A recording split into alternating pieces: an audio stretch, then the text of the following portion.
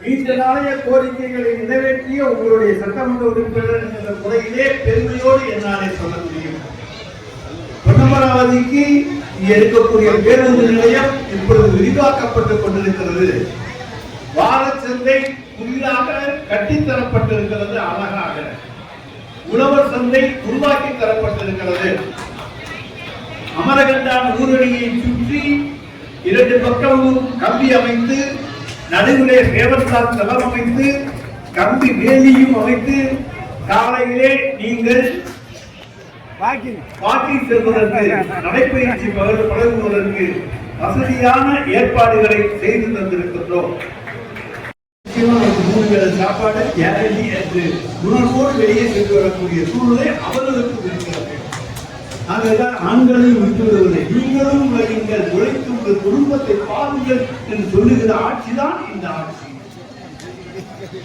இத்தனை திட்டங்களையும் திருமயத்திற்கும் அனுமானத்திற்கும் பொன்னமராவதிக்கு கொண்டு வந்துவிட்டு அதற்கு பிறகுதான் நான் ஓட்டு கேட்க மாட்டேன். சும்மா நெருங்கையை வீசிக்கொண்டு ஓட்டு கேட்க வரவில்லை. பல திட்டங்கள் நிறைவேற்ற முடியாத திட்டங்களை நிறைவேற்றி தந்துவிட்டு நான் இங்கே ஓட்டு கேட்க வந்திருக்கிறேன். அதில் தவறு இருக்கா? நான் செய்யாததை சொல்லனா? பொய் சொல்லனா? எங்களால் முடிந்ததை எல்லாம் இந்த தொகுதிக்கு அதிகமாக செய்திருக்கிறோம். இன்னும் ஒண்ணு சொல்லணும்னா, ஒரே நேரத்தில் கடியாப்பட்டி, புலிப்பிலை, தேர்தல்பட்டி 3 இடங்களிலும் ஒரே நேரத்தில் துணை மின் நிலையங்களுக்கு அடிக்கல் நாட்டப்பட்ட காலம் இந்த காலம் பணிகள் நடந்து கொண்டிருக்கின்றன. விவசாயிகளுடைய மின்சார பிரச்சனை தீர்ப்பதற்காக வீடுகளுக்கு வருகிற மின்சாரம் லோ வோல்டேஜ் இல்லாமல் பாதுகாத்து தருவதற்காக 3 துணை மின் நிலையங்களை திருமயம் தொகுதிக்காக தந்திருக்கிறார் தலைவர் தளபதி என்று சொன்னால் இந்த தொகுதி மீது எத்தனை அக்கறை வைத்திருக்கிறார் என்று பார்க்கிறார். நாம் கேட்டதையெல்லாம் தருகின்ற தலைவர், ஆனால் இடங்கள் தான் கிடைக்கிறது. தொழிற்சாலை கொண்டு வர வேண்டும் என்று ஒவ்வொரு முறையும் கேட்டேன். ஏப்பா உங்க ஊர்ல தான் இடமே கிடையாது, வாங்கி சொல்லுவான். எங்கேயாச்சும் புறம்போக்கு இருந்தா சொல்லு, நாம போட்டு போகணும். வெளியே வாங்க போனா 30 லட்சம் 20 லட்சம் அப்படி கொடுத்து வாங்கி எந்த முதலாளியும் வரமாட்டேங்கிறாங்க. சிட்கோவுக்கும் சிப்காட்டுக்கும் முதலிலே குரல் கொடுத்தவன் நான். ஆனால் இடமில்லாத காரணத்தால் தான் மற்ற இடங்களுக்கு சென்றனவே தவிர எங்கேயாவது 100 ஏக்கர் இடத்துடைய புறம்போக்கு இடம் இருந்தால் காட்டினீர்கள். உடனடியாக அந்த இடத்திலே அடுத்த மாதமே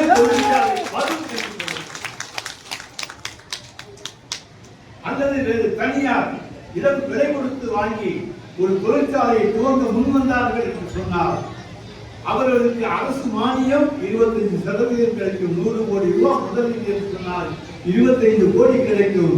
நாம் 5 கோடி ரூபாயை இந்த தொகுதிகளை அவர்கள் துவக்குவதற்காக மானியமாக எங்களுடைய அரசியல் அறக்கட்டளை மூலமாக நான் தருகிறேன் என்று வாக்குறுதிக்கிறேன். இதுக்கு மேல என்னால் செய்ய முடியாது. நீ வந்து தோன்று, உனக்கு நஷ்டம் வராது, லாபம் வரும், உதவியை செய்கிறோம். நான் 5 கோடி ரூபாய் உனக்கு தர்றேன், நீ அதையும் சேர்த்து வச்சுக்கிட்டு தொழில் தோன்று என்றுதான் நான் உங்களை கேட்கின்றேன். எனவே தொழில் என்பவர்களுக்கு ஒரு வாய்ப்பாக கொண்டிருக்கின்றேன். பேப்பர் மில் வேணாலும் ஆரம்பிக்க, எந்த மில் ஃபேக்டரி வேணாலும் போடுங்க உங்களுக்கு. ஆனால் ஒரு 500 பேருக்கு திருமயம் தொழிலே வேலை வாய்ப்பை உருவாக்கி தருகிற திட்டமாக அந்த திட்டத்தை கொண்டு வாருங்கள். அதற்கு நான் எங்களுடைய அறக்கட்டளை மூலமாக 5 கோடி ரூபாய் தருகிற முதல் சட்டமன்ற உறுப்பினராக அதே போல திருமயத்திலேயும் அரிமளத்திலேயும் பொன்னமராவதியிலேயும் இருக்கக்கூடிய முதியோர் அவர்கள் எல்லாம் இன்றைக்கு அவர்களுடைய குழந்தைகளாலே கவனிக்கப்படுமா இருக்கக்கூடிய சூழ்நிலையிலே அவர்களுக்காக முதியோர் இல்லங்கள் 3 இடங்களிலும் கட்டித்தரப்படும். அரசு சார்பிலோ சட்டமன்ற உறுப்பினர் நிதியிலோ நமக்கு நாமே திட்டத்திலோ அல்லது சொந்த நிதியிலோ, ஆனால் நிச்சயம் கட்டித்தரப்படும். அதே போல தொலையானூரிலே ஒரு மாணவியர் விடுதி, பொன்னமராவதி காலையூர் அடிமலத்திலே உயர்நிலைப்பள்ளி படிக்கின்ற மாணவியர்களுக்கான விடுதி, அதுவும் கட்டித்தரப்படும். சமூக விடுதிகள் அதுவும் ஏதாவது ஒரு திட்டத்தில், அது நமக்கு நாமே திட்டத்தில் அது சொல்லப்படும். அதே போல நம்முடைய கழக தோழர்கள்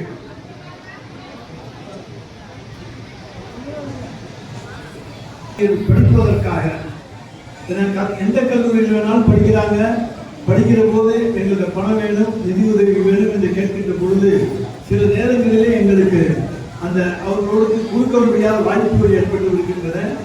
அதற்காகவே சட்டமன்ற உறுப்பினருடைய அலுவலகத்திலே ஒரு அலுவலரை நியமித்து வருடத்தில் 25,000 ரூபாய்க்கு குறையாமல் 1 லட்சம் ரூபாய்க்கு மிகாமல் 1 கோடி ரூபாய் கல்வி உதவித்தொகை வழங்கப்படும்.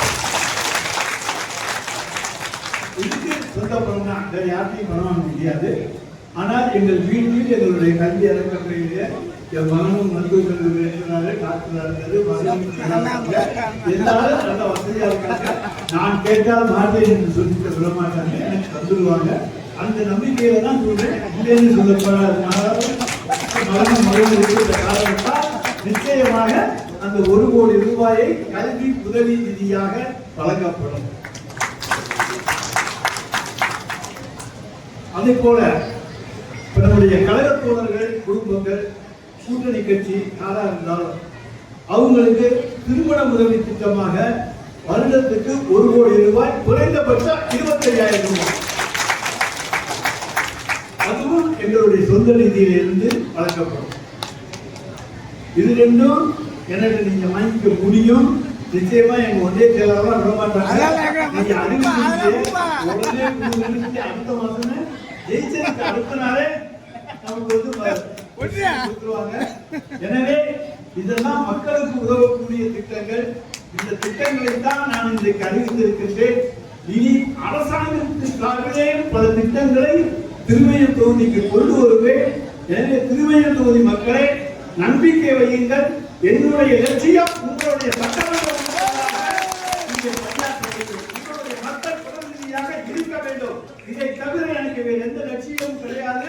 இரவு பகல் பாராமல் என்னால் உழைக்க முடியும். காலை 7 மணிக்கு புறப்பட்டு இரவு 10 மணி வரை புதுக்கோட்டை மாவட்டத்திலே சுற்றி வருகிற ஒரு அரசியல்வாதி நானாகத்தான் இருக்க முடியும். அதை மீண்டும் என்னால் தக்க வைத்துக் கொள்ள முடியும். எனவே எனக்காக நீங்கள் உதயசூரியன் வாக்குகளை வாருங்கள். அது உங்களுக்கான வாக்கு, திருமணத்தினுடைய வளர்ச்சிக்கான வாக்கு, திருமணத்தினுடைய மக்களுக்கான வாக்கு. மறவாதீர்கள், உங்கள் சின்னம். செய்திகளை உடனுக்குடன் தெரிந்து கொள்ள கீழ்கண்ட கேபிள் மற்றும் டிடிஎச் நெட்வொர்க்குகளில் எம்நாடு செய்தி தொலைக்காட்சியை காணுங்கள். பாதகம் செய்பவரை கண்டால் நாம் பயம் கொள்ளலாகாது பாப்பா. மோதி மிதித்துவிடு பாப்பா, அவர் முகத்தில் உமிழ்ந்துவிடு பாப்பா. அண்மை செய்திகளை உடனுக்குடன் தெரிந்து கொள்ள இணைந்திருங்கள் எம்நாடு தொலைக்காட்சியுடன்.